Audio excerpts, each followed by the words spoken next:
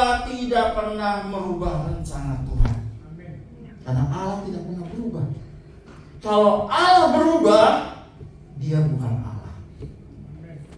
Karena itu di dalam filsafat Kristen dikatakan God is the unmoved mover.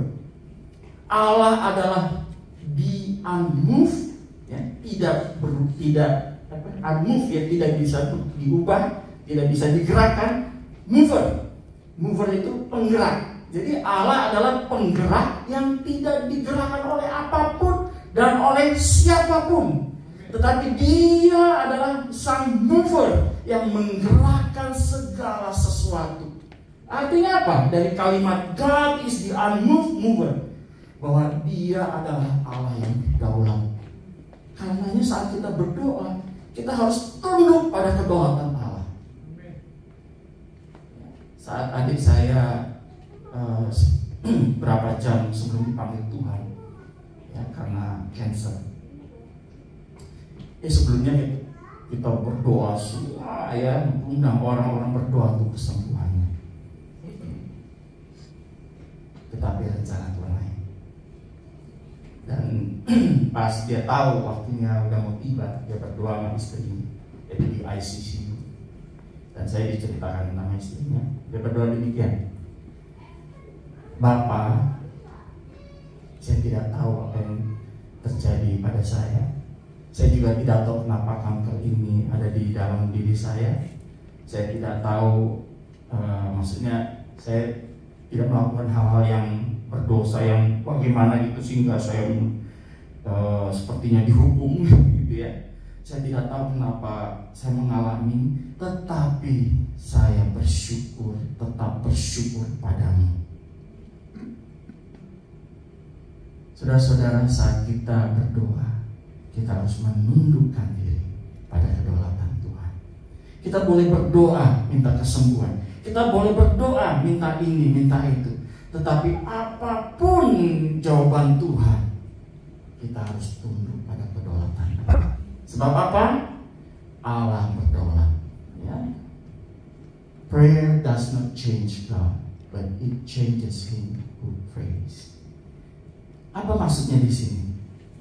Saat kita berdoa, ya, seringkali doa kita itu tidak sesuai dengan kehendak Tuhan, ya. Tidak sesuai dengan firman Tuhan, tidak sesuai dengan rencana Tuhan, ya.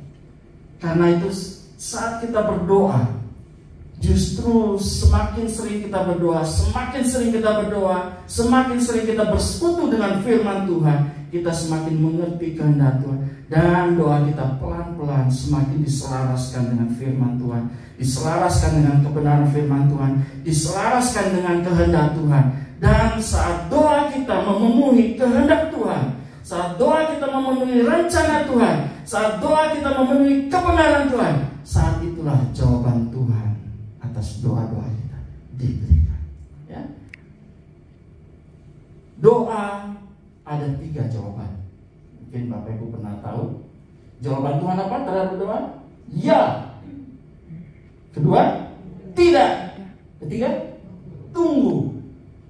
Ya, kalau doa kita sesuai dengan firman Tuhan, sesuai dengan kehendaknya, dan sesuai dengan rencananya, sesuai dengan waktunya. Lalu jawaban Allah adalah ya.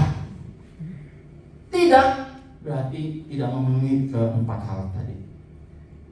Tunggu dulu artinya doa kita sudah benar, sesuai dengan kehendak Tuhan, tetapi belum waktunya Tuhan.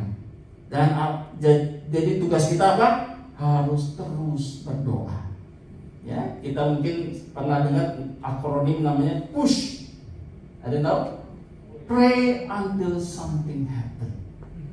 Ya. Berdoa dengan tekun, berdoa dengan terus-menerus, berdoa di dalam pengharapan sampai jawaban Tuhan datang. Persis seperti kisah Daniel.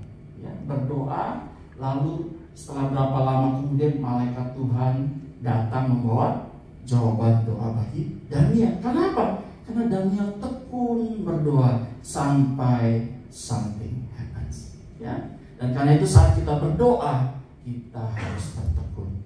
Next.